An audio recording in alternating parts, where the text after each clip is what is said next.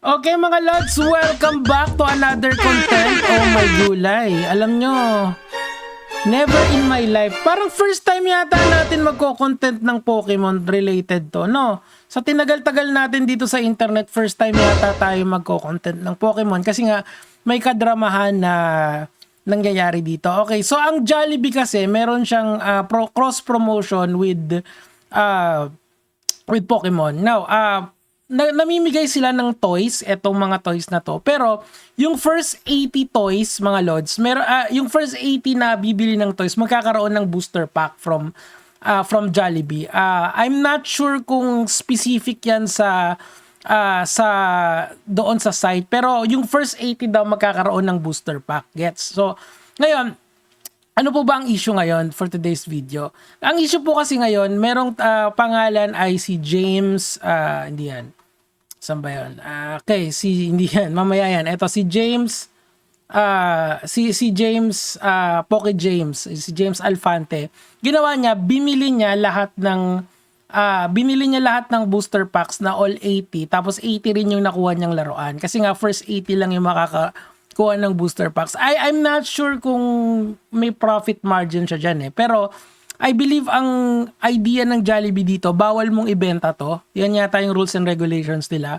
Although, kasi, legally speaking, dumaan muna tayo sa legal. Wala kasing nagpipigil sa kanya na ibenta yan, gets nyo? Kahit nasabihin ng Jollibee na bawal nilang ibenta yan, bawal nyong ibenta yan, hindi naman kayo pwedeng kasuhan ng Jollibee kasi nabili nyo na sa kanila. So, sa inyo na yan, property nyo na yan, kumbaga. Pero, of course, ang community ng Pokemon, medyo dasar sila dito sa ginawa nito si Poke James. Ganun talaga, allowed naman kasi ang mga yan eh. So, ang ginawa niyang ganun, sold one free Jollibee X Pokemon toy for every booster pack. Okay, so magbebenta siya ng booster pack niya kasi parang nagbebenta yata siya ng booster pack eh. Tapos may kasamang Poke toy na tinatawag yung pinamimigay niya. So parang pinackage niya yung benta. Okay lang naman yan.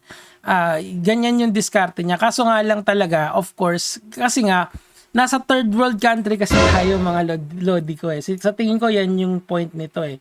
Hindi gusto natin, ang problema kasi sa Pokemon kasi I believe na yung generation ngayon ng mga bata kasi hindi nila yata alam yung Pokemon eh, di ba? Mas alam nila yung iba. So para wag kang mag-gatekeep, introduce mo sila sa Jollibee, di ba? Yun yata yung idea dito ng ibang tao kaya nagagalit sila rito eh. So basahin natin yung ibang comments. Teka, isin natin. Iyon, no. Yan. One booster box equals one Jollibee. Teka, available booster box Japanese. Angat nga natin to para maiba naman. Gusto kong magbasa ng nakatayo. Yun, no? Pwede kasi yan eh, yung monitor ko, ito. Available, one booster, siyempre yung noo ko, di ba? Ayun. Yan, ganyan. One booster packs, one free Jollibee Pokemon toy. Ayan, no? Available, booster packs Japanese. Ayun. So, sinasama niya nga talaga sa pagbebenta niya. Parang ginawa niyang marketing tool ito. Well, it's fair naman. Wala namang illegal dyan. Pero gets nyo, yung ethical concerns ang inaano ko rito. Kasi nga, etong Pokemon kasi, niche market lang yan dito sa Pilipinas. Palagay ko meaning to say, hindi to kasing laki sa, halimbawa sa Amerika or sa Japan. So, syempre, ayaw mong ma-gatekeep yung mga ganyang bagay para maraming makasali. Galawang James ng Team Rocket. Ito, binigyan ng inaasam na engagement. Ayan. Guys, free lang yan sa Jollibee. Pag bumili tayo ng spaghetti, sino pipiliin nyo? Kaya nga actually. Para kasing inano niya well, ganun talaga. Tingnan natin dito. Grabe, ang daming nag-a-angry face, oh. Na all, eto, sana mapili, sir, congratulations. Libre naman nga kasi itong mga Ito, tingnan natin. May nag-meme pa sa kanila si Nice Mayor. Basahin natin yung post ni Nice Mayor. Geng is past news. Magalit naman tayo sa bonjing na scalpers. Bumaba na kasi yung value ng sapatos o clothing collection. Kaya dumami na kanilang tumalo ng hobbies. Okay? Grabe. Di ko pinost yung mukha kasi ayoko siyang bigyan ng pansin, kaya din drawing ko na lang. Jollibee, sana masunod yung may policies kayo sa hoarding. Wala kasi silang specific rules dyan, bro eh. Like for example, bumili ko ng 100 na kiddie meal. Okay lang yun eh, basta may pambayad ako eh. Wala kasi silang hard limit. Dapat kasi may hard limit yan eh, para iwas hoard. Sana may ganun ng Jollibee. Kaso sa ngayon kasi wala eh, kasi unprecedented to eh. So, ayun nga, panoorin lang natin to kasi banda rito mga Lodi Bells. Okay. Meron siyang yung booster pack kasi yung hinahabol niya diyan, ayan oh. Yan yung hinahabol niya diyan eh. Pero yung mismong laruan yan, pinamimigay niya na nga yan, ito. Giving away slab, okay. Putek, ang daming nag-angry Ako rin eh, hindi ko rin na-gets to nung una. Ito, yung sinasabing scalper kagad din nila alam, pinamimigay mo lang sa followers yan yung community natin. Well, yung siguro ang iniisip nila dito yung Pokemon cards. Kasi like kung bata yung makakakuha nun, baka maging interesado siya in the future. Sabi ni Philly, ito si Patch Notes, kung di ka pa nahuli, di mo pag-giveaway. Saka with the man, there's so many cards na giveaway. There's so many cards talaga giveaway. Talagang yung sa Jollibee na para sa mga bata talaga yun. Yun nga, gets ko naman eh. Alam ko, ang akin lang kasi, eto I will speak as an educator kasi. Maganda kasing bigyan natin ng magandang experience yung mga bata in the sense na yung childhood nila gusto natin ma-enrich yan. So yung di ba pansin nyo pagka chicken ang sasabihin ng bata, Jollibee, di ba? Yun yung connection na binubuo nila. So ang Pokemon kasi dito sa Pilipinas, hindi siya ganoon ka lalim, di ba? So sayang naman kung i-gatekeep natin yon by buying all this stuff tapos sa'yo kukunin, di ba? Parang hindi nga maganda yon. Gets ko yung mga tao eh. Pero wala eh. Nasa ano tayo eh, ganyan talaga eh, consumerism tayo eh. Bata, pabili ng kiddie meal po, crew, out of stock na yun po yung toys, don't worry, follow ka kay Poke James, may chance ka Ito, tingnan natin. Okay ka lang bro? Hindi, technically naman kasi, bumili siya dun sa isang site, kumbaga marami pang site yan na pwede kang makakuha niyan, kasi nga, yung booster pack, yung first aid, yun dun ako na ano eh. Ito, ang dami sa kanya. Ito dito, okay pa rito yung bidaan Pokemon Secure. Ito. Asking, I'm giving this away to my live stream, not selling. Yung iba kasi sinasabi scalper agad. Di nila pinamimigay ko sa followers ko. Also, the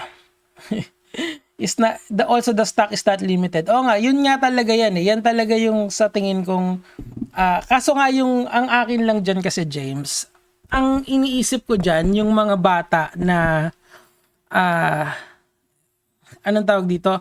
Yung mga bata na gustong maka-experience ng Pokemon dun sa site na pinagbilihan mo. Kung inubos mo, wala na. Hindi na nila ma-experience yun, di ba? Grown as adult, hoarding kids toy. Paawat. Scalper alert. Aga naman yan, naubusan yung mga batang bibili. Pwede naman 2 to 3. Well, wala kasing limit talaga eh. Good news, available lang Pokemon Kiddie Meal. So, bad news sa Green Hills sa every marketplace. Ay, nako, wag naman sana. Proud to be scalper ang Kuya James nyo. Kala ko Japan lang. Wag naman. Grabe naman to. Alam ko, collector ka, pero sana bigyan mo ng chance yung mga bata. Just saying.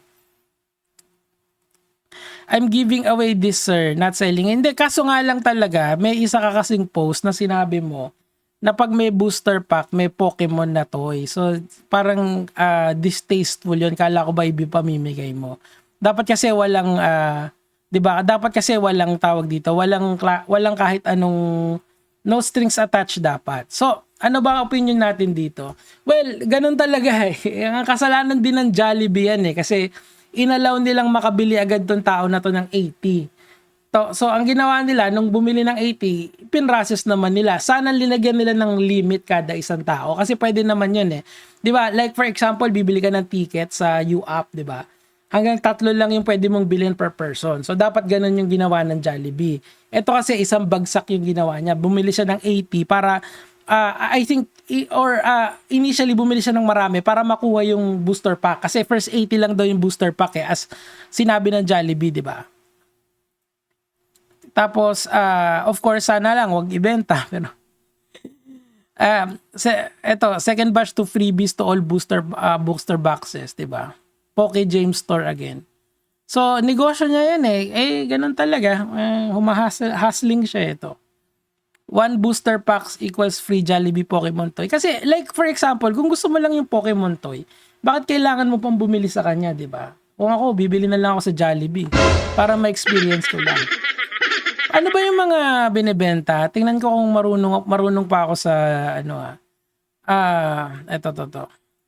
Tingnan ko Ito yung yung first evolution ni Pikachu, 'di ba? Si Psyduck, sino to? Hindi ko to kilala Hindi ko nakilala to. Si Psyduck lang yung kilala ko Si Vulpix ba to? Nakalimutan ko na yung mga pangalan nito Ito yung evolution ni Psyduck. Ito si Ninetales, di ba? Si Snorlax. Hindi ko kilala to. Yan, Pikachu. Tingnan natin. Pikachu. Okay, so mukhang marami-raming Pokemon to binili niya agad. Pero kayo, anong sa tingin nyo? Tama ba or mali yung ginawa niya? In my opinion, it's unethical pero allowed kasi ng Jollibee yan Wala tayong magagawa Aanga-anga tong Jollibee na to Yun lang naman po yung sa akin for today. Kaya